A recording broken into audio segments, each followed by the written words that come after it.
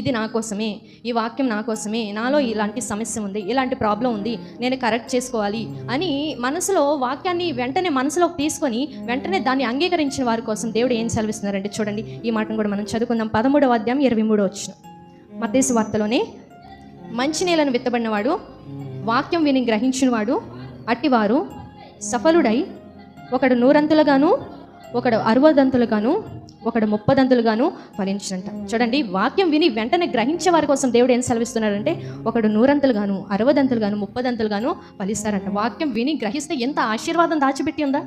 100 ఏంటి, 60 ఏంటి, 30 ఏంటి, ఒకటి చెప్పలా దేవుడు, 3 చెప్పాడు. 30 60 100. మనకి ఏ ఆశీర్వాదం ఉంది ఇంతకీ? ఎలాంటి ఆశీర్వాదం కావాలి?